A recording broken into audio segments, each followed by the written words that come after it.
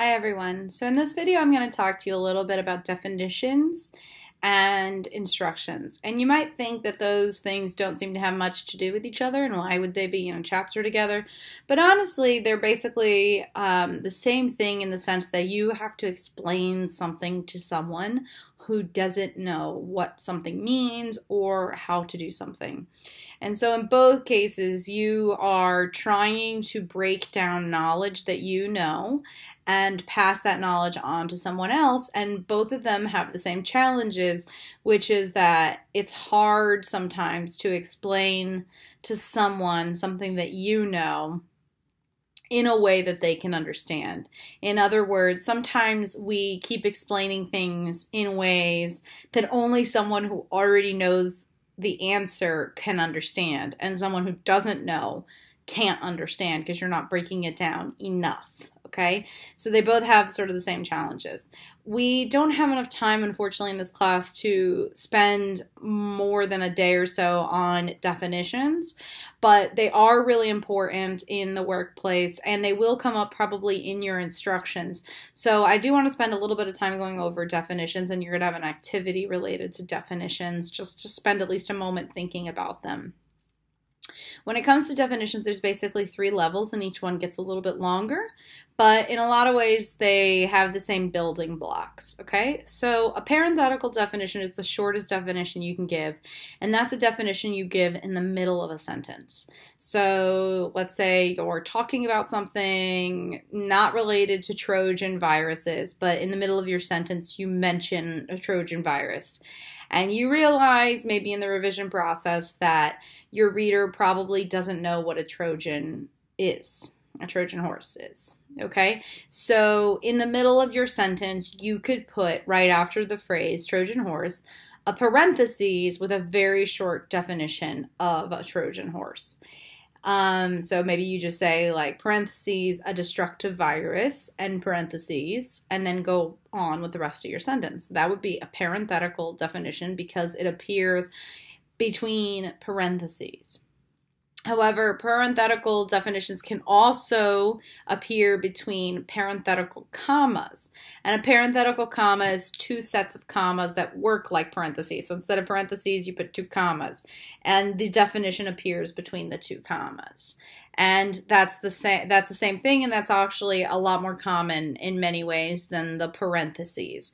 So I would say, whatever I was saying, Trojan horse, comma, a destructive virus, comma, and then go back on with my sentence. You'll see this a lot in textbooks whenever they're not trying to talk about, whatever word they're defining, but you need to understand that word to understand the rest of the sentence.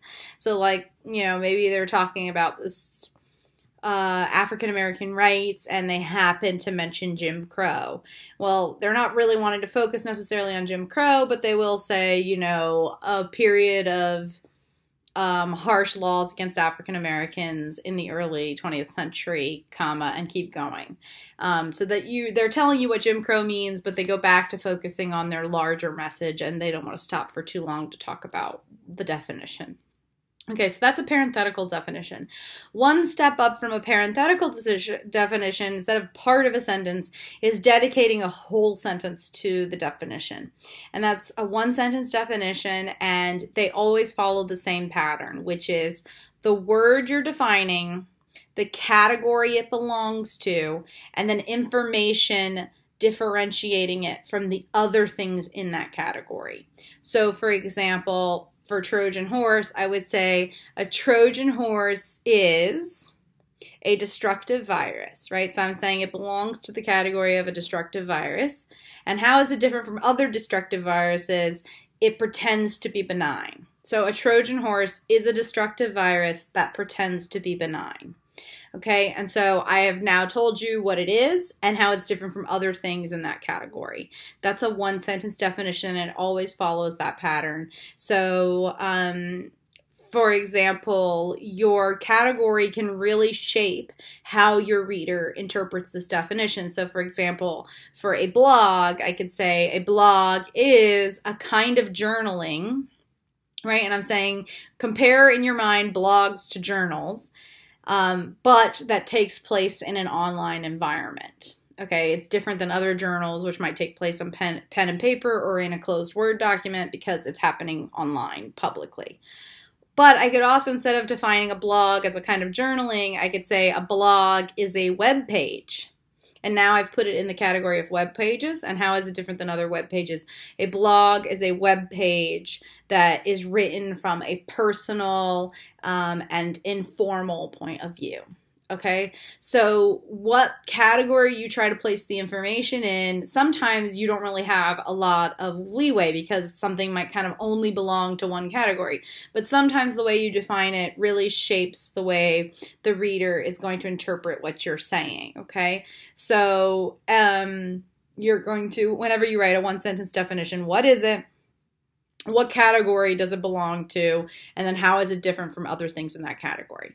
Now, importantly, you want to be specific. If the category you put it in or the way you differentiate it from other things in that category, if that is too broad, I read that sentence and I still don't know what this is, okay? So you want to give them enough information, right? Maybe my blog definitions that I just gave you were a little bit vague. What is the best way to define this? Like the narrowest category I can put it in, plus the narrowest differentiation from the other things in that category. So you want to be as specific as you can be instead of being very, very broad. You also don't want to have a circular definition. A circular definition is when I need to know what the word means in order to understand your definition of the word. So, for example, computer engineering is a kind of engineering where you focus on computers. Okay, but if I didn't know what computer engineering was, I still don't know what that means, right? So you want to differentiate it in a way where you don't just keep circling back to the word itself, right? So you want to use different words and help us understand the definition. And then lastly, you're not going to use where or is. So you're not going to say like doxing is where you, or, you know, doxing is when you. No, it is. What category does it belong to? It is a blank and that, right? It is a form of online harassment in which, right? And then how is it different than other online harassment? Or however you want to define what doxing is, right? So you're going to think about sentence definitions in that way, and you're going to have an activity for me where you practice one sentence definitions, okay? One sentence definitions will come up a lot in work and in communication in general, and so will parentheticals, because a lot of times you're going to use words that is really the best word for what you're just wanting to describe, but also maybe might alienate some of your audience. So you want to use that word still, but you don't want to alienate your audience, so you have to define it. Okay, a extended definition is exactly like a one-sentence definition. The very first sentence of an extended definition is a one-sentence definition, right? So a Trojan horse is a destructive virus that pretends to be benign would be the first sentence of my extended definition, and then I extend it by doing a couple of things, and there's a long list of things I can choose from to do. One of them is adding a graphic, one of them is giving an example, like give me an example of a Trojan virus. You can also explain how it works, which would help understand a Trojan virus. You can compare and contrast it to other viruses to help me understand more how it's different. You can give an analogy, right? You could explain the analogy of what the Greek mythology of Trojan horse is and how this works like that. You can do negation, which is saying, how is this, it's kind of like saying, you might get this confused with this other thing, but let me explain to you how it's not that other thing. So you're negating that it's this other thing. And then etymology. Etymology is when you explain where the word comes from as a way of explaining what it means. So, for example, if you were explaining what a vlog was, explaining that a vlog is a video blog, and that's why it's named that, might help the reader understand what a vlog is. So sometimes explaining where the name comes from helps explain to the reader the definition. So an extended definition is a one-sentence definition and then a bunch of examples and analogies and compares and contrast afterwards to keep elaborating on how that works, how that word, the process you're describing works, or how it's different than other things to help me understand even more. Okay, so those are really useful, and you may end up having to write extended definitions at work. We don't have enough time to write an extended definition, but I urge you to look over the chapter, the example they give, but we are going to work on parentheticals and one-sentence definitions, and then we're going to work on instructions, okay? And so what our big project is for the next unit is a set of instructions, and instructions are a huge part of the workplace. If you think about it, when there's a new policy, like we're using a new computer software program to track your time when you clock in and out of work, here's how you use this new system. Those are instructions. Some of you might end up in careers that are kind of more like IT. Well, you better believe you're going to be writing a lot of instructions in emails and stuff like that. You're going to explain to users how to use programs, how to interface with websites, and so on and so forth. Instructions come up a lot between coworkers and also between you and the client. So, for example, my husband is a computer engineer, as I've said before, and whenever he writes a program, there is a technical writer, so he does not write the instructions that go out to the clients, but he does have to write a shorter version of instructions on the program for the technical writer to understand the program, and then the technical writer elaborates and you know, strengthens the instructions for the client. But my husband still has to write the instructions because the technical writer doesn't know how to use the program. So you might be interfacing in that way with the client, communicating between someone else before it goes to the client, but you still have to do your share of the instructions, or you're writing instructions for coworkers. A couple of things about instructions is that you really need to be careful to be clear and not give too much information in each step. So one instruction at a time. Those instructions should always start with a verb, like click, submit, open the tab, so on and so forth. The first word is a verb, an action, if you want to think about it that way. So you don't want to say like on the home page, blah, blah, blah, click on, so that the verb is halfway in the sentence. The first word in the sentence should be a verb. So it should be like click on the submit button on the top right hand side of the home page. The other thing is you can give feedback statements, which tells the reader what is going to happen if they did that step correctly. So, you know, click submit, period. On the next screen, you will see. Right? That's a feedback statement. Feedback statements belong in the same step as the step that caused that feedback. It's not a new step. So if number 5 is click submit, still part of number 5 is on the next page you will see. And then number 6 starts with the next action I should take, the next verb. And then first sentence will be a verb, okay?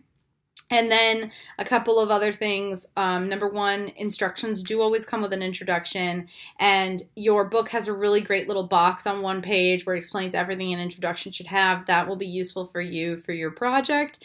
And you need subheadings and subdivisions, right? If you think about an instruction manual from IKEA, let's say you got a table and chairs, there would be a section of the manual that's like putting the the table legs together. I'm so sorry about that.